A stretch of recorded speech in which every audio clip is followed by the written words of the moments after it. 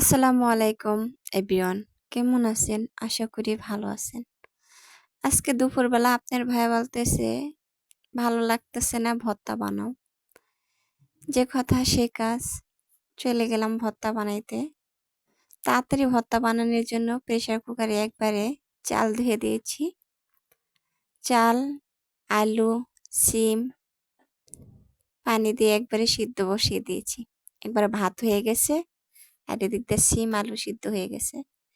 আর এদিক দিয়ে আমি একটা কড়াইতে বেগুন ভেজে নিলাম। বেগুন ভেজে আবার এদিক দিয়ে কচু শাক নিয়ে সিদ্ধ করে ভালো করে ভাজা ভাজা করে নিয়ে নিলাম। নেওয়ার পরে ভর্তা বানাতে এসে পড়লাম। এসে প্রথমে পেঁয়াজ মরিচ ভেজে নিয়ে আসছি, কাঁচা মরিচ এনে তারপরে আমি সিমটা সেটকিয়ে ডলে কেসলে নিয়েছি। তারপরে কিছুটা আলু কেসলে নিলাম। নিয়ে সিম আলু দিয়ে ভর্তা বানালে এত মজা লাগে, সেই টেস্ট খায়ে আমরা কই এত মজা। কারণ এই শীতের দিনই প্রথম ভর্তা বানালাম আজকে, তাই আপনাদের সাথে শেয়ার করলাম। আলু ভর্তাটা এত মজা হয়েছিল, মাশাআল্লাহ, খুব সুন্দর মজা হয়েছে। দুপুরের বেলা খেয়েছি, তাই আপনাদের সাথে শেয়ার করলাম হপায়। তারপরে আবার বেগুন ভাজছিলাম, বেগুন ভাজা আবার ভর্তা বানালাম। তারপরে আবার করতেছি বেগুন ভাজা ভর্তা বানানোর পরে কচু শাক ভর্তা বানাবো। বেগুন ভর্তাটা হয়ে গেলে কচু শাক ভর্তা বানিয়ে তারপরে কচু শাকের ভিতরে আবার পেঁয়াজ, কাঁচামরিচ এগুলো একবারে তেলে একবারে ভেজে নিয়ে আসছি বেশি করে, যেন সব ভর্তায় দেওয়া যায়, আলাদা করে এক্সট্রা না লাগে। কিন্তু কাঁচা পেঁয়াজটা খাওয়ার চেয়ে ভাজা পেঁয়াজটা খাওয়া অনেক ভালো, এ কারণে। তারপরে কচু শাকটা ভালো করে কেচলিয়ে পেঁয়াজ মরিচ ভাজা ছিল সেটাও দিয়ে লবণ দিয়ে সুন্দর করে মাখিয়ে নিয়েছি।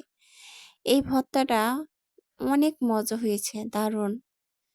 তারপরে এক একে তিনটা ভর্তা বানিয়ে ফেললাম।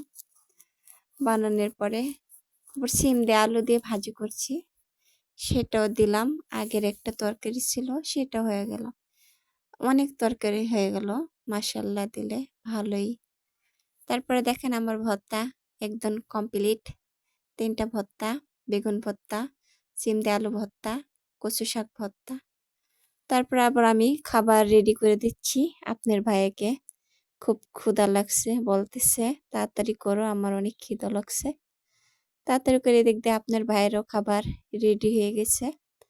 এখন তিনি খাবেন, খুব ক্ষুধা লাগছে তো, তাই আপনাদের খাবারটা খাওয়ার দেখানো সময় পাই নাই, তার জন্য দুঃখিত। আমার ভিডিওটি আপনাদের যদি ভালো লাগে অবশ্যই লাইক, কমেন্ট, শেয়ার এবং আমার পাশে থাকবেন ইনশাআল্লাহ।